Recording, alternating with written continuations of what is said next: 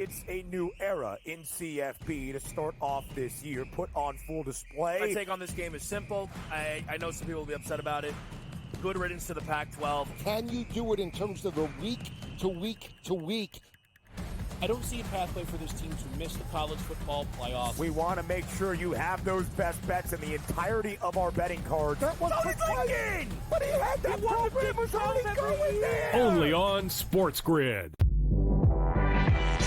Did they talk about the play they ran at the end of the game when it was the worst players we've ever seen in the history of basketball? No. See, here's what you got to do, Sherwood. I respect you. You're fantastic. But damn it, don't blame the officials. When you have a game like this that close, there's about 100 or 1,000 different things you could have done differently that could have won you the game. Betting above the rim. Only on SportsGrid. Right here with you on Pro Football Today on SportsGrid. Odds in motion, trying to see what lines have moved throughout the week. Never felt more comfortable in this set than I do for this year. I am ready. I'm just getting angry. The hot takes are going to be here all long, people. What in the world is going on in Miami, Dom? It's not particularly anything to shy away from just because many people are on top of it. Hot take! I think this line is asking you once again to take New Orleans. Pro Football Today. Only on SportsGrid. They lost in Neyland to Tennessee, 24-17. Again, and look, that puts Alabama in a very tough spot. I was looking at the SEC standings just before. They've got 2 losses now in conference because they lost that Vandy game. They're still one of the top-ranked teams in the country when they lose. Everyone else drops like a brick when they lose, except for Alabama. Pharrell Coast to Coast. Only on...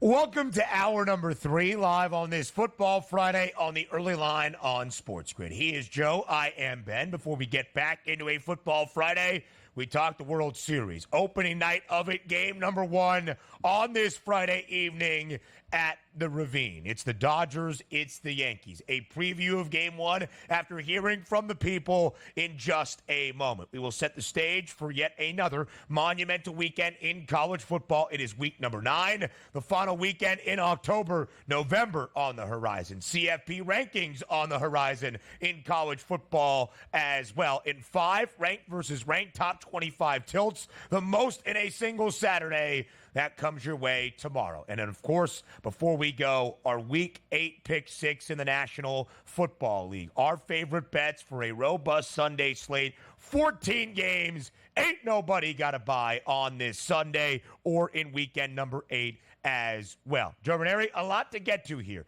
in this third and final hour for sure. Yeah, no doubt, Ben. And, of course, it starts with the Fall Classic. We finally will have, over the next 10 days, a World Series champion. And I'm all for it because I think it's definitely going 7 games. Listen, it's been a long layoff. The Dodgers clinched the National League pennant on Sunday at home against the New York Mets. The other New York team, the Yankees, clinched the AL pennant on Saturday night in Cleveland. These two teams have been off for nearly a week. That changes in, let's call it just about 10 hours here on this Friday, 8 p.m. Eastern time. Scheduled first pitch, 5 p.m. local, out in Los Angeles at the Ravine. 2 of the most iconic brands in this sport, in potentially all of sports, square off in a World Series for the 12th time ever. It's New York, it's L.A., it's the Yankees, it's the Dodgers. Who takes game number 1? It was the question to all of you in Fade the Public.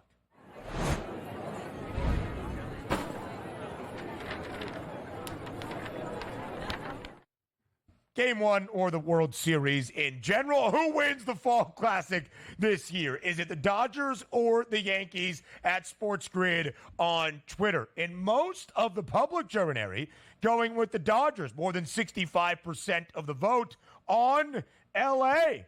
A little bit surprising. Two, of course, publicly bet teams, of the largest payrolls in the sport, so on and so forth. The public loves both. Are you surprised the public loves LA this much? Yeah, no, it doesn't. It doesn't shock me. I do think, of course, the Dodgers have been impressive. They have the better record. They have home field advantage, which, quite honestly, I don't know if that's really going to mean a whole lot in this particular series because both fan bases travel. And really, it's the two fan bases that could actually afford tickets to go to these games these days. And that would be it. So I do think that the public liking Ohtani and Betts, maybe some of the bigger names, and they have them, maybe even more so than the Yankees. It doesn't shock me. I don't agree with them, but it doesn't shock me that they would lean that way. So you do not agree with the public, which means you are doing what the poll is known as fading the public. Joe Ranieri, is your official World Series prediction Yankees in 7? Yankees in 7, getting it done. As far as I see there at, 4 games to 3, as you can see, plus 500, Ben. That is the way I would look at it, and I'd follow that up with a Yankees 4 games to 1 as a little side note there. Oh. It's either over 4 quick games. Or it's going 7.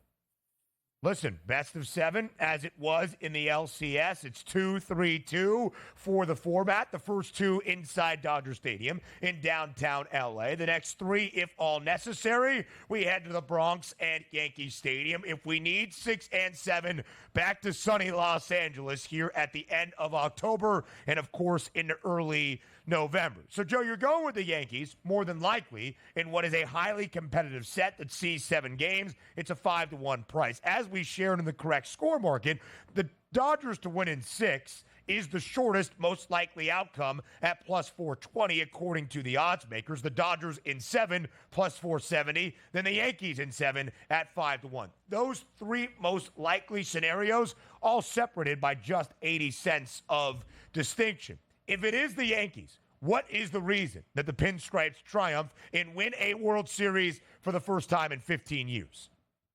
Starting pitching. It is the one advantage that the Yankees have a clear advantage over the Dodgers in. And listen, if everyone was healthy with the Dodgers, the numbers would be different. Everything would be different as far as the starting pitching going, but they're not. They are using makeshift rotations with guys that would never in a million years should be considered starting a game. Bullpen games Correct. We've seen from the Dodgers. And they have delivered. But I got to believe they're also running on fumes here when you've got Cole against Flaherty. And Garrett Cole is your ace and was still, to me, one of the top 5 pitchers in Major League Baseball. Then there is a clear advantage for the Yankees to win one of the first 2 games in L.A. and take home field advantage back to New York with them. The Yankees need this one. And I can make the argument, Ben, that Rodon is the second best starting pitcher in this series here with these 2 teams. So the Yankees clearly have a starting pitching advantage as far as I'm concerned. For sure it is the case, and I think the Dodgers were aware of that entering the NLDS against San Diego. I think the Padres had the starting pitching advantage as well. Maybe more of a toss-up between the Mets and the Dodgers, but not substantially skewed to either side. I mean, just look at what the Dodgers had to do in Game 4 of the DS against their bitter Southern California rivals. They sent out Ryan Brazier in a bullpen game that featured 8 arms for Dave Roberts, maybe trying to save the season for L.A. and his job as the Dodgers manager.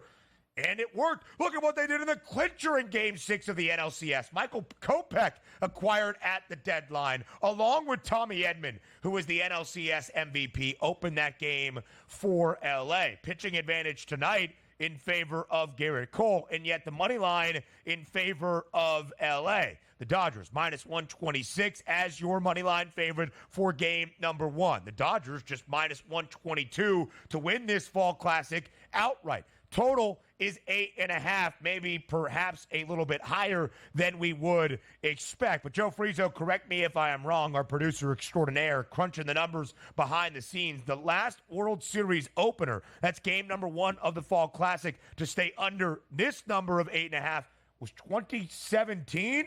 That's right? Wow. 2017. Wow. So we have seen some offense at the very start between two teams facing off in a World Series. And Garrett Cole has been pretty solid, Joe. He's 1-0 with a 3.31 ERA here in this postseason in 3 starts for New York. His best game was the clincher against KC in the ALDS. 7 innings, 1 earned run, 6 hits, 4 Ks. But he has allowed at least 6 base knocks in all 3 outings. If you give this Dodgers offense an inch, more than likely they take a mile. Yeah, no, they absolutely do. And the long ball will certainly be a big part of this series, Ben. And the Yankees certainly could use a few more big hits with runners in scoring position than they had against the Guardians. The Dodgers had a ton of at-bats with runners in scoring position against the Mets, but ultimately they were able to get the big hits when they needed it the most.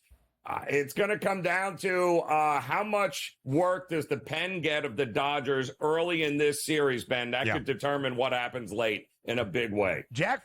Yeah, for sure. Jack Flaherty has earned a decision in all 3 playoff starts he has made in a Dodgers uniform. He is 1-2 with a 7.04 ERA. Brilliant in the opener of the NLCS against the Mets. 7 innings of shutout work, only allowing 2 base hits. But in game number 5 a week ago, gave up 8 earned to New York. We shall see about game 1 tonight. College football next.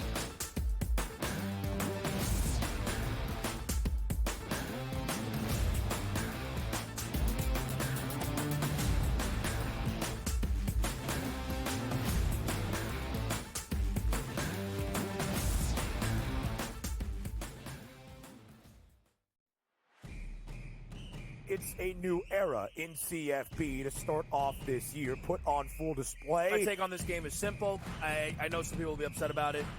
Good riddance to the Pac-12. Can you do it in terms of the week to week to week?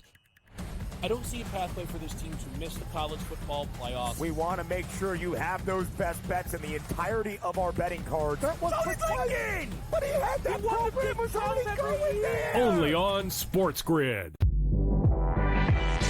Did they talk about the play they ran at the end of the game when it was the worst flare screen I've ever seen in the history of basketball? No. See, here's what you got to do, Sherwood. I respect you. You're fantastic. But damn it, don't blame the officials. When you have a game like that close, there's about 100 or 1,000 different things you could have done differently that could have won you the game. Betting above the rim. Only on SportsGrid. I tend to do this a lot, by the way. I do it more in baseball, but the anytime home run, where I make like 4 players hit home run. I call it covering the board. You know, if I take 4 players, bet the same amount on each, I only need to hit 2 of them and I win money. He's already got, 438 rushing yards on the season. He's looking like the old LT days where the Chargers were able to have that strong, dominant running back. Game time decisions. Only on SportsGrid. They lost in Neyland to Tennessee, 24-17. Again, and look, that puts Alabama in a very tough spot. I was looking at the SEC standings just before. They've got 2 losses now in conference because they lost that Vandy game. They're still one of the top-ranked teams in the country when they lose. Everyone else drops like a brick when they lose, except for Alabama. Pharrell Coast to Coast. Only on SportsGrid.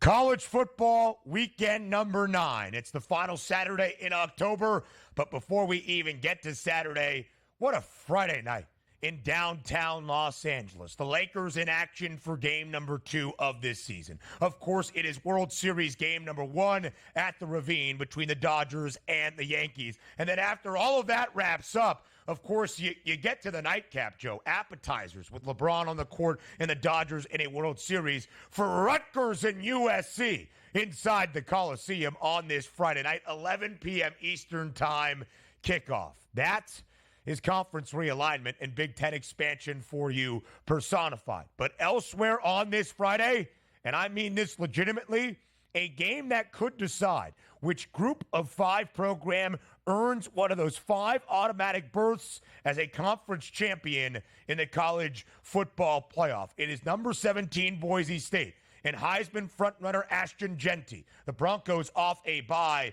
visiting Las Vegas and UNLV. Boise State is a 3.5-point favorite in Sin City. Total at 64.5. We've got 2 of the best scoring offenses in the country, both ranking in the top 5. How many points might we see in Vegas when all is said and done, Joe? Who scores more points to pick up a monumental Mountain West win tonight on this Friday in Las Vegas? Yeah, I mean, this is a fascinating game because Jeanty is going to have a national spotlight game here tonight. So the whole country is going to see him. This is going to be a huge effort for him. And by the way, this game, in all likelihood, could determine the group of 5 team that actually makes the playoffs. And I believe Boise's only loss was by just 3 to number 1 Oregon. And boy, oh boy, a win by UNLV would help negate that overtime loss to Syracuse, Ben. So this is huge. But I also don't think UNLV's defense at home is just going to roll over and hand Jeanty the Heisman trophy here tonight. I do love this switch at quarterback, obviously, for UNLV. I think they're a more dangerous offense than they were.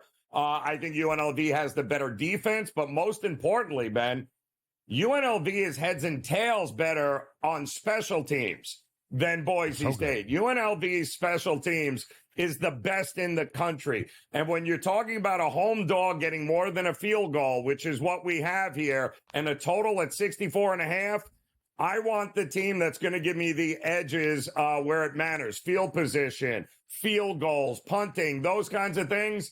Yeah, I'll take your 3.5 points with UNLV at home in this one. I think it's going to be a fun one, but it's one UNLV probably is going to win outright. Keep an eye on Ricky White for the Runnin' Rebs. I believe it's 3 consecutive games or 3 of the last 4. He has blocked a punt.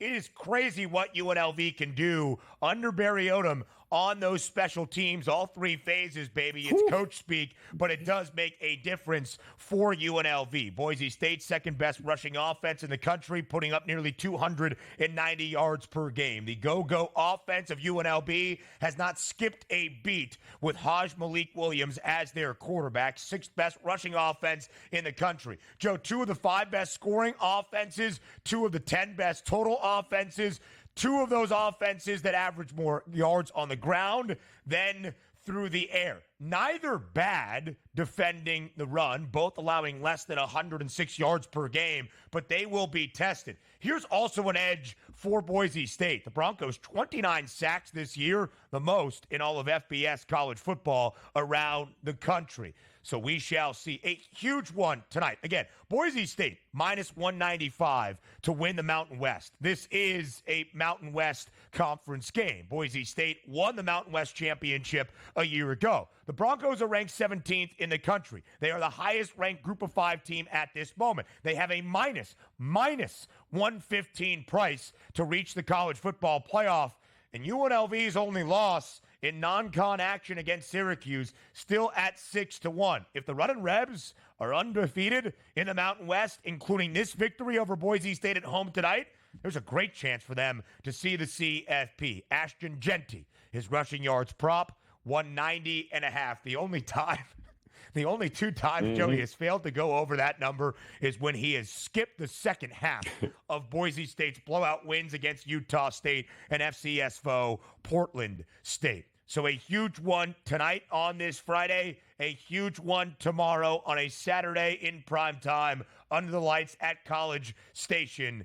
Kyle Field the setting for 14th ranked Texas A&M and number 8 LSU. This line as of yesterday, Joe, 2.5 points in favor of the Aggies. It is working back to the Bayou Bengals. Now just 11 cents of distinction on the money line. It's a virtual pick'em tomorrow night, Joe, at Kyle Field, who comes out with a win.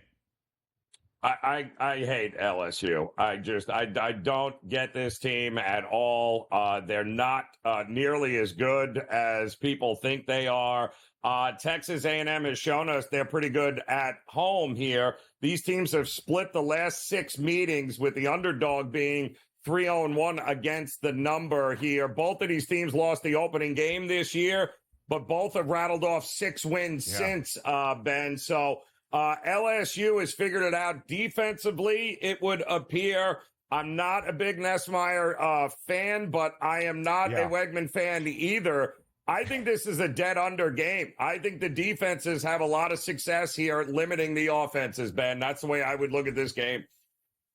You would not think that these two teams would play 2 and under. LSU over in 12 of 13 games last year, under in 4 straight. Joe, I agree. I think it's under 54 and a half. Another top 25 tilt on Saturday in the SEC, a game that both teams must have. Alabama back in Tuscaloosa taking on Missouri. More than likely, we will not see Brady Cook for Mizzou. Drew Pine should step in as the starter. Can Alabama bounce back from its second loss of the year? The odds makers expect, Joe, laying 16 and a half. Yes. Yeah. I think this has got Alabama blowout written all over it. Missouri was lucky to win that game, and lucky the hospital was around the corner from the stadium so they could get Cook back last week in that game. I don't think that happens here. It's a good point. Just for some context, Brady Cook injured his ankle and then got an MRI at a nearby hospital in Columbia. It is a good point. I think Alabama scores a ton tomorrow to show what Jalen Milroe can do. More CFB comes your way next.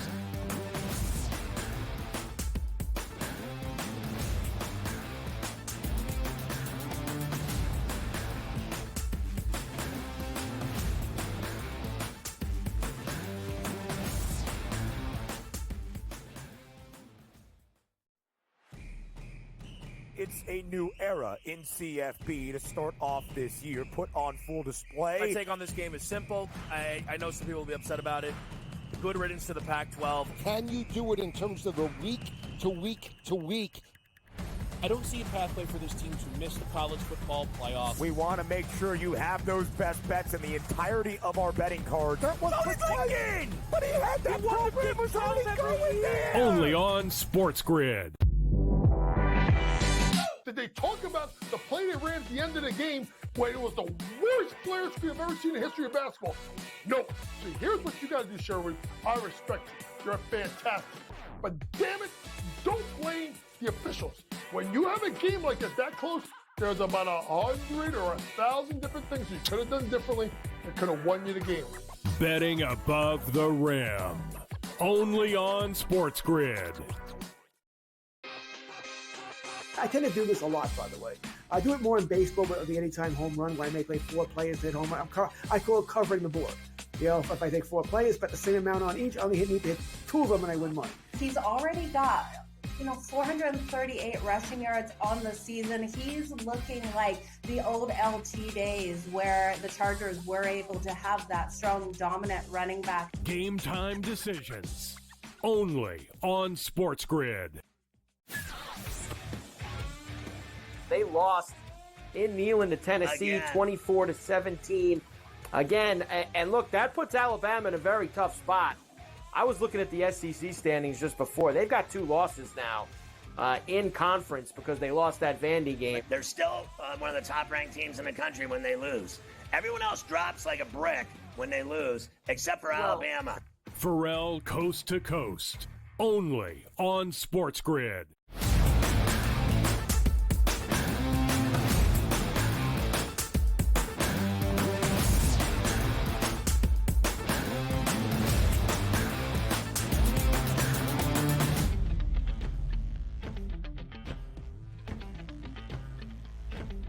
There are 5 ranked versus ranked top 25 matchups on this Week 9 Saturday in college football, the most for a single Saturday all season long. And why, perhaps, do we have 5 this Saturday? Because Vandy and Navy are both ranked. Vanderbilt, number 25, ranked inside the AP poll for the first time during a season since 2008. Were involved in the final rankings of 2013 most recently.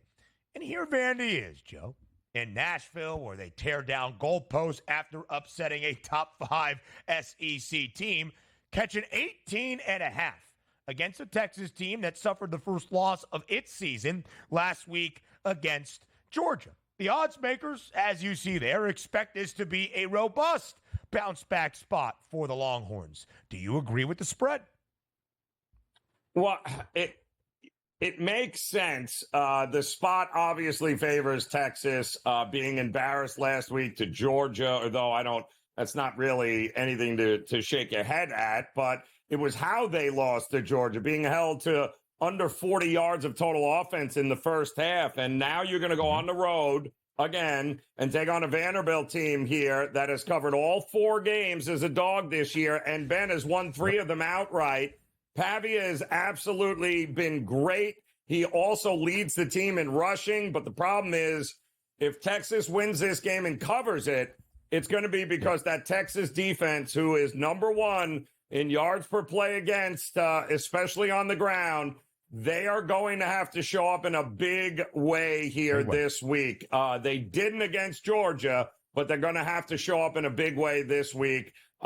There's no way I can go against Vandy, though. I don't trust Texas. They should win. Will they win by 3 touchdowns? Nobody else has been able to beat Vanderbilt and clear that kind of path, so no reason not to take the points here. If it ain't broke, don't fix it.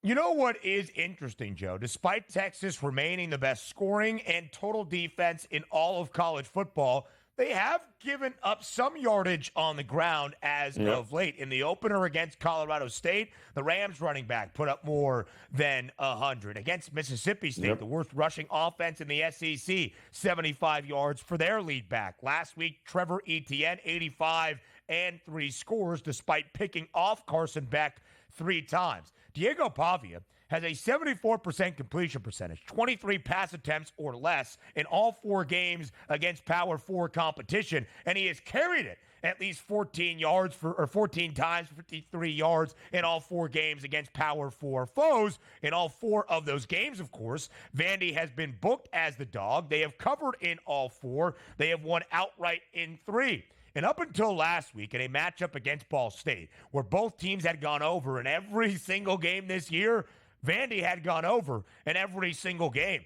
If Vandy is going to keep this game close, even lose by 2 touchdowns, I think they do so by putting up points. Joe, I'd look at the over 51.5 tomorrow against Texas. The new number 1 team in the country, Oregon, is a 3-touchdown favorite against another great underdog who is also perfect 4-0 ATS this year in Brett Bielema and his Illini. Illinois ranked 20th in the country. It's a top 20 tilt, but Oregon is a hefty favorite in Eugene. How do you see this one playing out?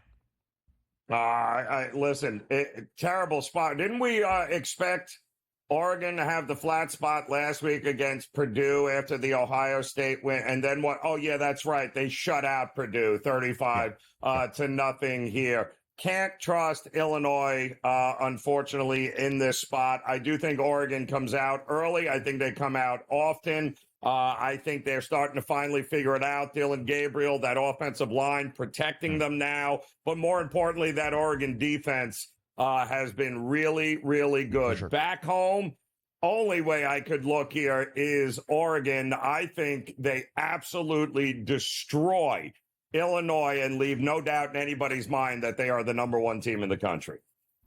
Jordan James over his rushing yards prop. My FanDuel browser not updating at this moment, but that's how I would play tomorrow inside Autzen. And again, 5 ranked versus ranked top 25 tilts. That includes number 24 Navy. Inside MetLife Stadium tomorrow afternoon, the Midshipmen, a 13.5-point underdog against Notre Dame. 50.5 is the total. Can the Naval Academy keep it within 2 touchdowns, Joe? No, they can't. The defense of Notre Dame is that defense of Navy is going to get exposed. They're not going to be able to slow down the rushing attack of Notre Dame, unfortunately, but it's been a heck of a run. Unfortunately, that's kind of how I feel about it as well. Yep. Elsewhere around college football, the Pick Six next.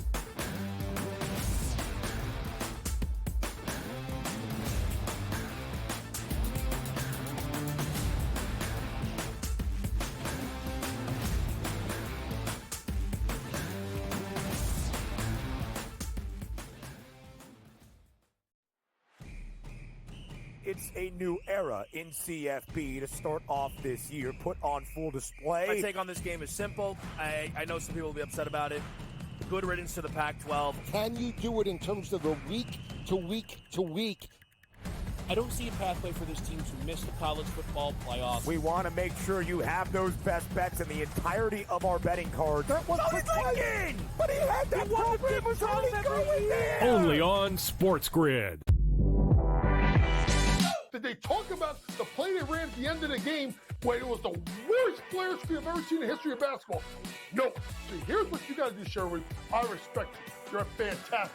But damn it, don't blame the officials. When you have a game like this that close, there's about 100 or 1,000 different things you could have done differently that could have won you the game. Betting above the rim. Only on SportsGrid. I tend to do this a lot, by the way. I do it more in baseball with the anytime home run, where I may play 4 players hit home run. I call it covering the board. You know, if I take 4 players, bet the same amount on each, I only need to hit 2 of them and I win money. He's already got 438 rushing yards on the season. He's looking like the old LT days where the Chargers were able to have that strong, dominant running back. Game time decisions. Only on SportsGrid. They lost in Neyland to Tennessee, 24-17. Again, and look, that puts Alabama in a very tough spot. I was looking at the SEC standings just before. They've got 2 losses now in conference because they lost that Vandy game. They're still one of the top-ranked teams in the country when they lose. Everyone else drops like a brick when they lose, except for Alabama. Pharrell Coast to Coast. Only on SportsGrid.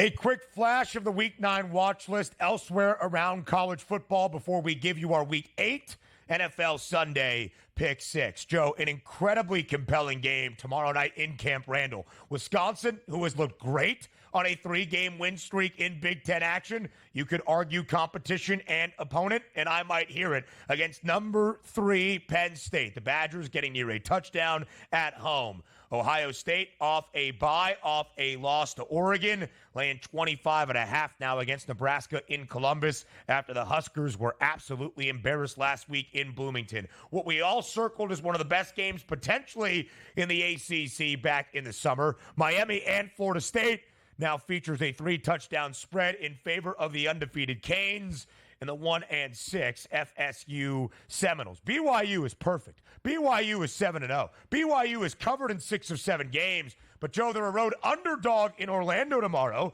against the UCF team that has dropped 4 straight. That one smells. Indiana tries to improve to 8-0, but will have to do so without the Maple Missile. Curtis Rourke, who turns 24 today, will miss this game. Indiana's quarterback, IU, the best scoring offense in the country, taking on Washington in the Sunflower Showdown in the state of Kansas. It's K-State and Kansas. The Jayhawks had high hopes this year, but are just 2-5 straight up and 1-6 against the spread. The Wildcats are laying nearly double digits.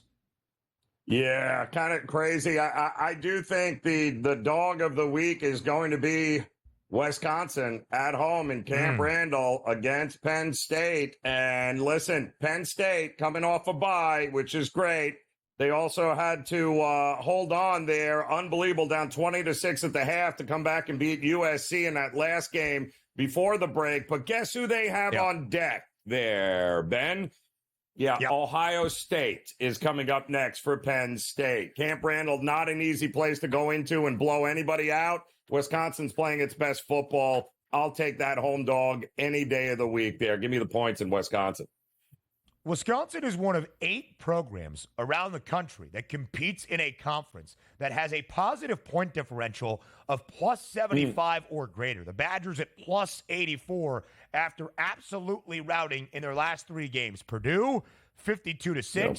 Rutgers in a big way. I believe it was 42-7 at its final, and 23-3 the win last week on the shores of Lake Michigan against Northwestern. Of those 8 programs, Joe, that has a plus 75 point differential or better, the Badgers are the only team with a conference loss, and they got beat by 3 scores by USC. It has been a huge turnaround. It is a huge spot inside Camp Randall tomorrow night for Luke Fickell to earn the best win of his 2 years as Wisconsin's head coach. All right, now to our NFL Week 8 Sunday slate, Pick 6. We got 14 games on Sunday. It's going to be a great weekend in the National Football League. And a reminder of how the Pick 6 works. It's our favorite touchdown scorer of the weekend. A moneyline underdog we think can strike the outright upset. Our favorite under of the weekend. An alt line with a sprinkle of plus money. Our favorite yardage prop of the week.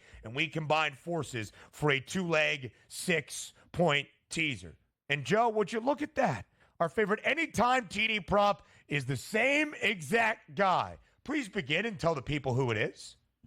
Well, pretty simple stuff, although I will add, I think it's absolutely disgusting that Coach Mike McDaniel of the Miami Dolphins couldn't somehow scheme together anything up for Tyreek Hill while Tua was out to make him even remotely close to looking like a weapon. While Tua is back, and yes, I think he's going to have plenty enough opportunities to get one into the end zone here. So at plus money or even close to even money, Ben, I don't see how we don't back Tyreek here. Joe, we talked about this number last week. Tyreek Hill was plus 170 to find Vader in Indianapolis against the Colts. We thought with Snoop Huntley off a bye week, more preparation, a prove-it spot if Mike McDaniel is the offensive genius that he claims, but is clearly proven he is not without Tua Tagovailoa as his starting quarterback. They got the ball to Tyreek Hill once.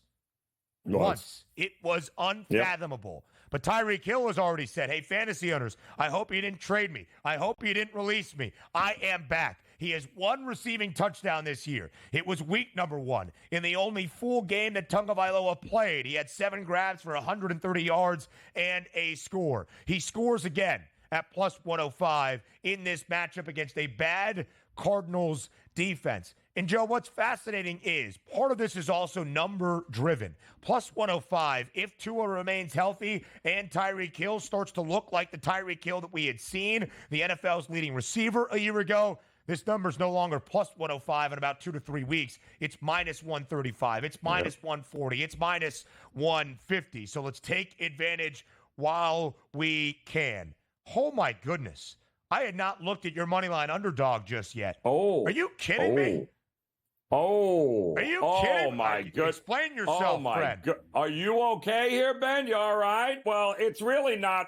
It's not that crazy to think here, guys. If it's one thing that we know with the history of Mike Tomlin and these Steelers is that they rise to the occasion against better competition.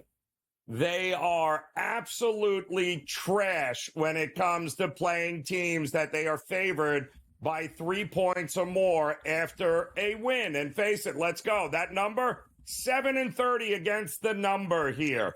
That's what we get from Mike Tomlin's Steelers. They notoriously make these games way closer or, Ben, lose them outright. And the Giants are the contrarian of contrarian plays here in this spot. And we all know everyone's going to run to the window to back Pittsburgh. Not me. This is exactly the kind of game where everyone's running left. I want to run right. We've already seen, everyone thought the same thing with the Giants taking on, what was it, Seattle in that primetime game? Remember how that worked out for Seattle? Yeah, it knocked half the people out of the survivor pool. It would not shock me if the Giants not only cover this game, but win it outright here, Ben. Goodness gracious, my friend. The Stones on you. I do appreciate Monday night in the Steel City. The Steelers in prime time once again, hosting a team that plays its football in East Rutherford, New Jersey, the New York Giants. I will say this about the G-Men. They were last booked as a favorite week 2 last year against the Arizona Cardinals. They have now been an underdog in 22 consecutive games. Monday night will be 23 in a row. They've been a pretty decent cover team, 11, 10, and 1 against the spread. Only those 7 outright wins in that span. Maybe it happens this week. I can't believe my moneyline underdog is what it is either, but I go to the Cowboys at plus 176 on Sunday night in Santa Clara. I'm going to have to see the 49ers offense cook with Jacob Cowing as the leading receiver before I buy into the very idea that it will. I don't believe in the narrative that Brock Purdy is a game manager and the beneficiary of Kyle Shanahan and all the offensive pieces. I just think that this is going to be very difficult to have offensive success because of the injuries across the board. And Dallas is a 3-win football team. They're 3-3. Where have all 3 of those wins come? Away from Dallas, where you're not worried about being on display in Jerry World. And 2 of those 3 victories outright as a road underdog. Give me the Cowboys at plus 176 on that money line. Both these teams need a win in a bad way here, but coming off the bye, they might have, who back? Parsons, a little help on the defensive side coming back. Maybe this is exactly what the Cowboys need to get it going again this season. They do, Joe, right? They're the worst or second worst scoring defense in the NFL, allowing 28 points per game. Only Carolina is worse. And again, if we are comparing your statistical outputs to the Panthers, it is not the sign of a playoff team. Hopefully in that bye week, not only is Micah Parsons returning, but Mike Zimmer made sure everybody understands the defensive scheme. We shall see. More of the NFL Week 8 Pick 6 comes your way next.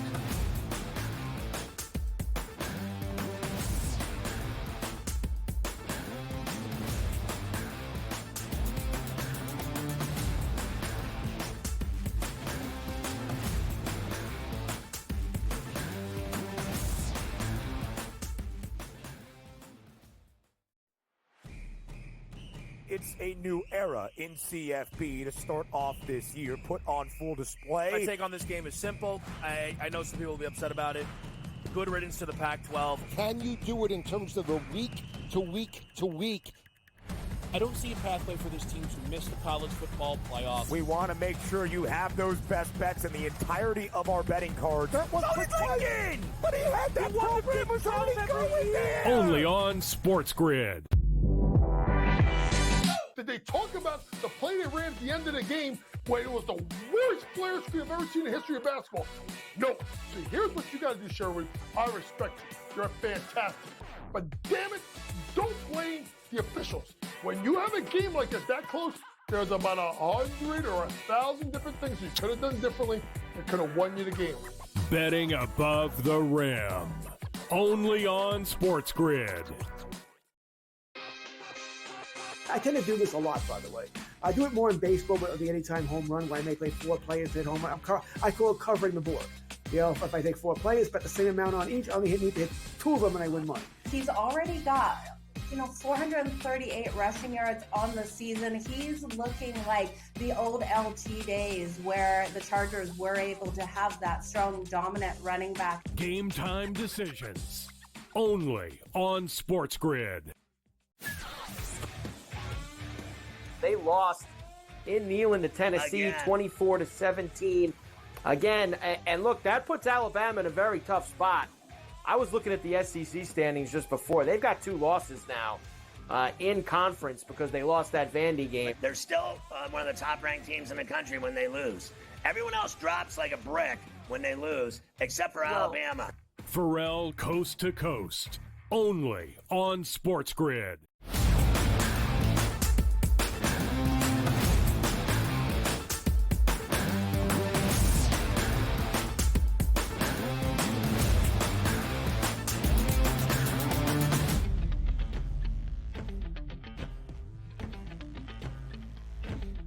Our NFL Week 8 Pick 6 rolls on as we go through the Sunday slate here on the early line on SportsGrid. He is Joe. I am Ben. We have done our favorite touchdown scorer, a money line dog we think can pull off the upset. Now we go to our favorite under of the weekend. Joe, which game are you targeting, and what is that total?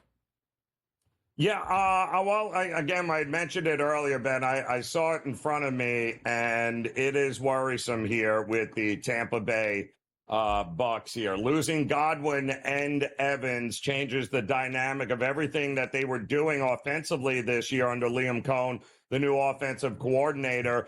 And we did start to see what happens when Baker Mayfield has to do too much, right? Has to shoulder the load. That was not a good showing there. They are at home. It is a revenge spot against Atlanta, but they're both starting quarterbacks out for Tampa.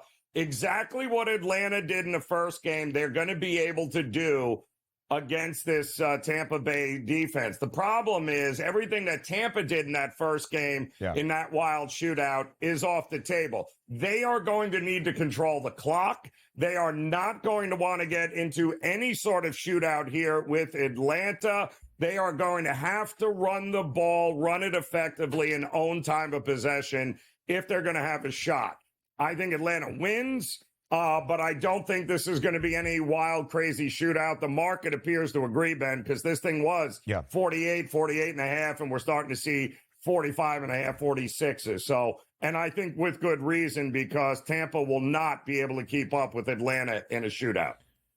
Joe, I've shared with you a few times. I looked at the Falcons this year as a scoring output type of team. Their first over of the year came the week before that Thursday night game against the Buccaneers in a game they did not score an offensive touchdown and still played to an over against New Orleans. This game against the Bucs was a shootout we did not expect on a short week Thursday night game in the A, 36-30 in overtime. But things have calmed down a little bit for the Falcons as of late. One of the 3 games last week, and that had a total of 50-plus, stayed under in a loss against Seattle. Baker Mayfield has 18 touchdown passes this year. That's best in the National Football League. But the last 2 weeks, 5 interceptions to boot. Did not throw an interception against Atlanta in the first meeting.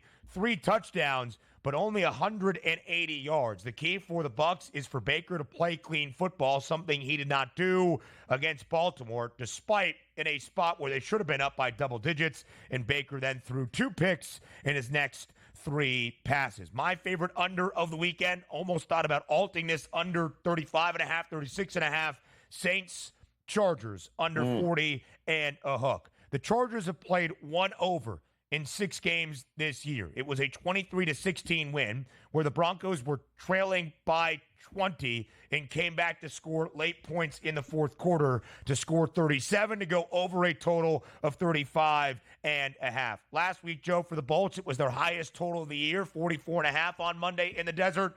They stayed well under with 32 total points. I think LA saw last week, and despite Justin Herbert throwing the football nearly 40 times and for nearly 350 yards in a losing effort, they are going to jam into the mind of everybody in this organization. We run them to death.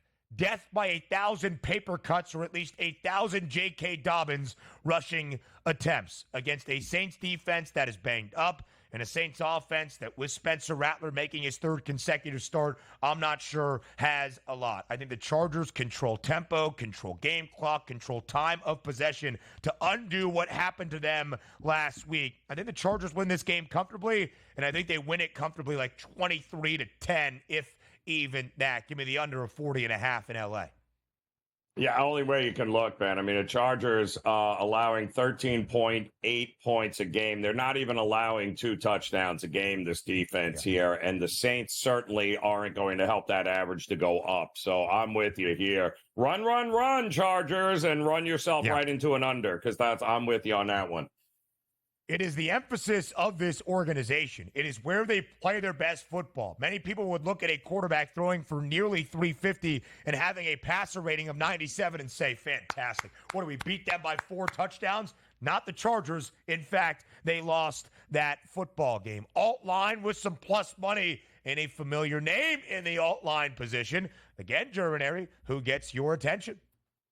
Oh boy. Yeah. The alt line for me is I'm going to go to, let's see here. Well, that was from last week, so that's all right. But I am going to go with, that I don't think Montgomery's even playing. That's why here, it looked but familiar. Yeah. That's why it was familiar.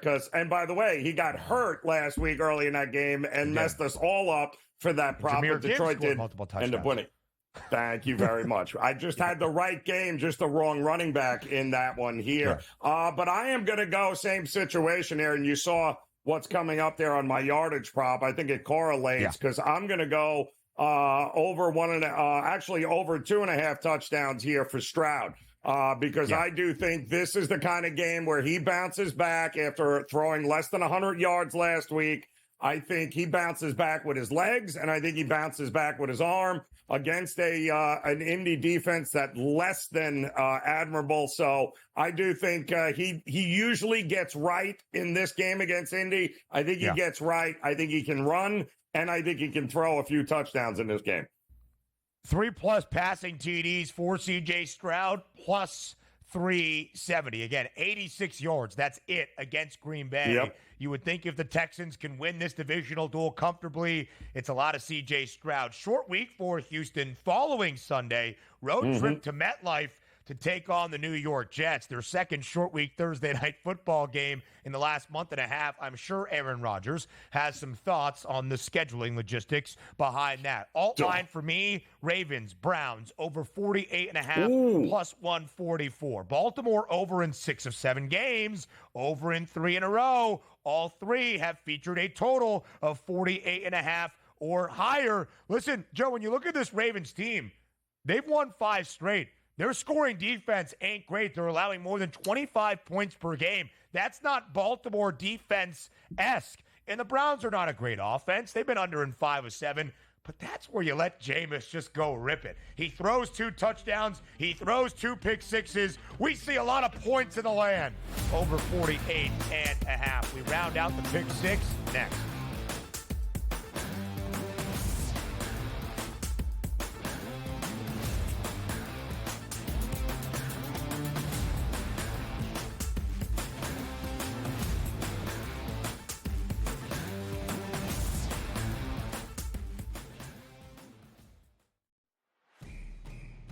It's a new era in CFB to start off this year, put on full display. My take on this game is simple. I know some people will be upset about it.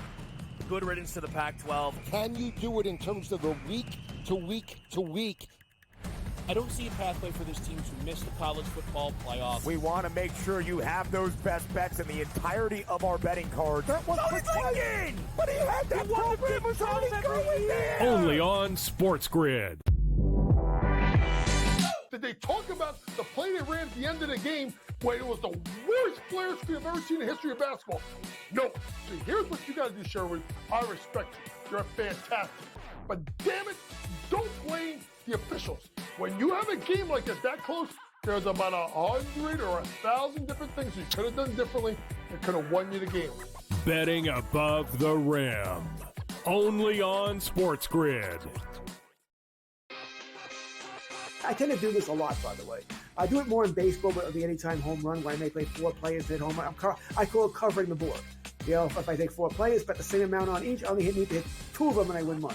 He's already got 438 rushing yards on the season. He's looking like the old LT days where the Chargers were able to have that strong, dominant running back. Game time decisions. Only on SportsGrid. They lost in Neyland to Tennessee, 24-17. Again, and look, that puts Alabama in a very tough spot. I was looking at the SEC standings just before. They've got 2 losses now in conference because they lost that Vandy game. They're still one of the top-ranked teams in the country when they lose. Everyone else drops like a brick when they lose, except for Alabama. Pharrell Coast to Coast. Only on SportsGrid.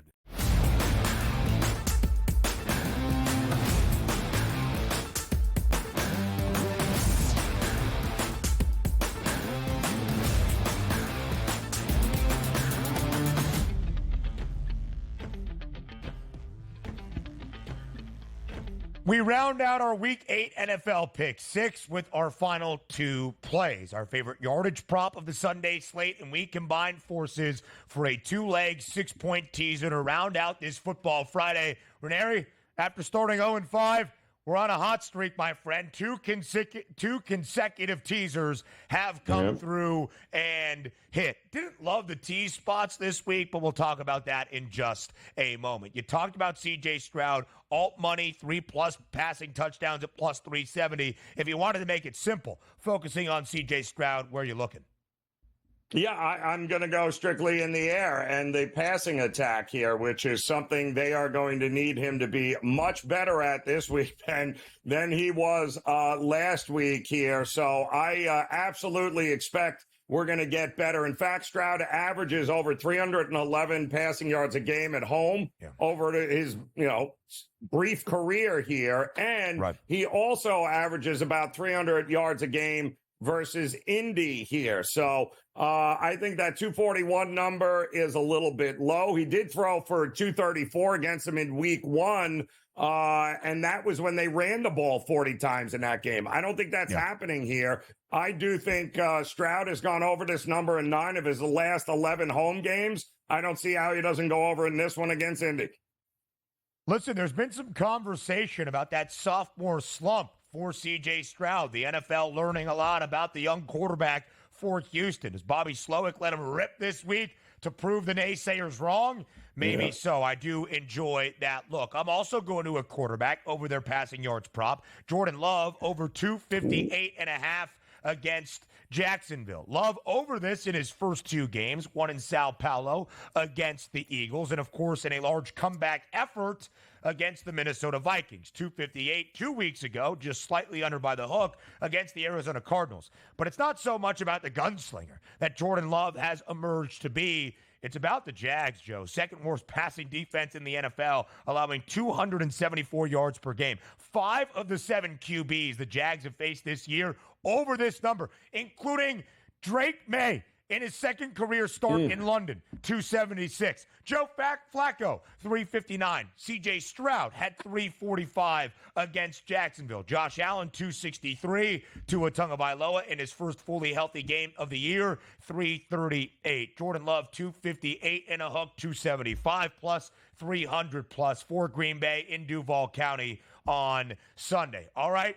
2-leg, 6-point teaser. Let's round out the show. I will just say, again, did not love the tease spots. There's a bunch of big spreads where it doesn't really make sense to the 6-point tease because you're not getting through key numbers. Not all that great. This was the one spot I considered as well, Joe. Your leg of the teaser, but I've been burned by the New York Jets too many times. Why will the Jets at least win in Foxborough?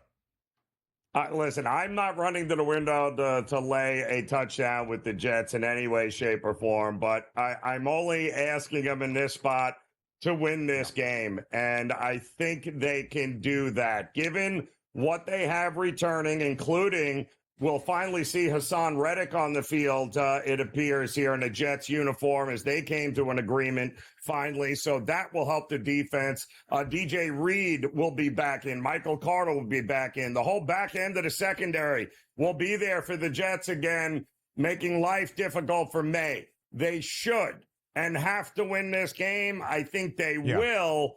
I'll lay 1. I won't lay 7. Listen, I'm going to be a believer in Baker Mayfield one final time on Sunday. I think the Bucs have a slight bit of juice against the Falcons. I understand the defensive concerns. I know all of the offensive injuries. That's why I'm going to move the Bucs up to an 8.5-point dog through 3, through 7, and just hope Tampa loses this game by 7 points or less. They're 11-6 against the spread as an underdog with Baker Mayfield as their starting quarterback.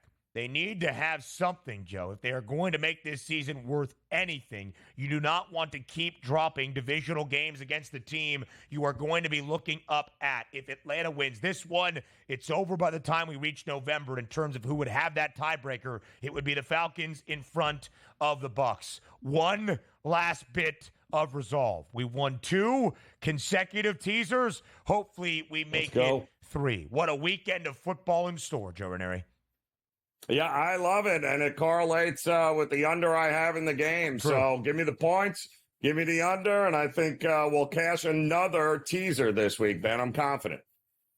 I will see you tomorrow for some Saturday college football. We will get you straight for the Week 9 Saturday slate. On the early line, we'll see you Monday, 8 a.m. Eastern Time. Have a great weekend.